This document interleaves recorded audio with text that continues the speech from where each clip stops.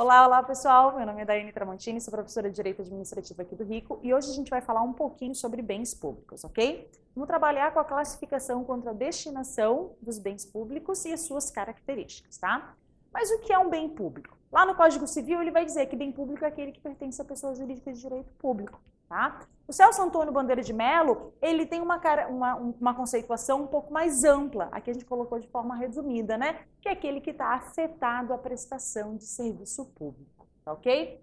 Então vamos ver essa classificação do bem público quanto à destinação, tá? Ele pode ser um bem de uso comum do povo ou de domínio público, né? O que é essa classificação, o que é esse bem de uso comum do povo? Gente, é aquele utilizado livremente pela população, né? São aqueles bens que não necessitam como regra de autorização, mas que eles podem ter uma regulamentação. O poder público ele pode regulamentar, por exemplo, regulamentar a utilização de praças, regulamentar a utilização de estradas e de rios, mas como regra a utilização de bens de uso comum são aqueles que toda a coletividade pode usar. As estradas, os rios, as praças, as ruas, ok? Bens de uso comum. Bens de uso comum não admitem exclusividades, não admitem privilégios, tá? Mas lembra que eles podem ser regulamentados. Além dos bens de uso comum, que é aquele utilizado por todos, né, pela coletividade, a gente tem os bens de uso especial. Mas antes aqui uma observaçãozinha, né, gente? Eu comentei que eles podem ser regulamentados. Aí o que a gente lembra? Pedágio. O que a gente lembra? Zona azul, né? É uma forma, é uma exceção ali essa utilização comum do bem público, tá ok? E os de uso especial, o nome vai ajudar, né, gente? São aqueles utilizados de forma especial pelo poder público. São aqueles utilizados para estabelecimento dos entes públicos. São aqueles utilizados para prestação de um serviço público. A repartição de um órgão público, por exemplo, é um bem de uso especial. Um carro, um automóvel, veja, não é só bem imóvel, bem móvel também. Um automóvel é um bem de uso especial. Gente, cemitério público é um bem de uso especial. Veja, ele tem uma destinação, ele tem uma afetação específica ali, aquele serviço público, ou serve para o estabelecimento dos entes públicos. São os bens de uso especial.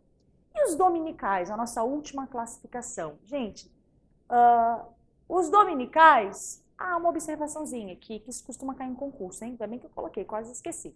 Gente, terras indígenas, apesar de ser uma terra, né, elas são classificadas como bem de uso especial, ok? Por que especial? Para a preservação da cultura indígena. Aí a doutrina vai dizer ali, ó, bem de uso especial indireto, tá? Da mesma forma, a doutrina traz, gente, terras de reserva ambiental, também como bens de uso especial, tá? Bens de uso especial, então, são o quê? Aqueles destinados à prestação de serviço público ou onde tem estabelecimentos públicos. É aquele bem de uso especial indireto, a gente lembra da terra indígena e das terras de reserva ambiental. Vamos lá para os dominicais, gente. Os dominicais são bens que são desafetados. Mas, professor, o que é isso desafetado? Gente, bem de uso comum e bem de uso especial são bens afetados a um fim público, né? Eles têm uma afetação própria ao fim público, à finalidade pública. Bens desafetados não têm destinação. Eles não servem de estabelecimento, não são aqueles de uso comum do povo. Móveis inservíveis, por exemplo, prédios desativados, a doutrina traz os terrenos de marinha também. Eles são desafetados, né? Os bens dominicais, eles incorporam ali ao patrimônio da pessoa jurídica, né, de direito público, mas eles não têm uma destinação específica.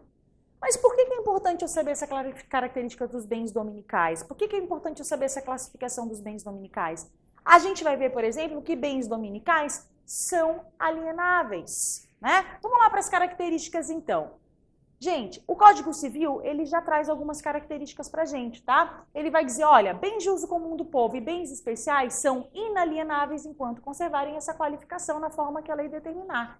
E ele fala, olha só, os bens dominicais podem ser alienados observadas as exigências da lei. E ainda, bens públicos não estão sujeitos ao uso capião. Aqui a gente tira algumas características ali dos bens públicos. Vamos ver quais são. Imprescritibilidade, impenhorabilidade, inalienabilidade e não onerabilidade. Gente, todos os bens públicos, seja de uso comum, especial ou os dominicais, são imprescritíveis. O que significa isso? Não podem ser adquiridos por uso capião. O STF já pacificou isso, súmula 340, vai dizer, Todos os bens públicos são imprescritíveis, eles não são adquiridos via uso capião. Aqui a gente não tem nenhuma exceção, seja especial, seja comum, seja dominical.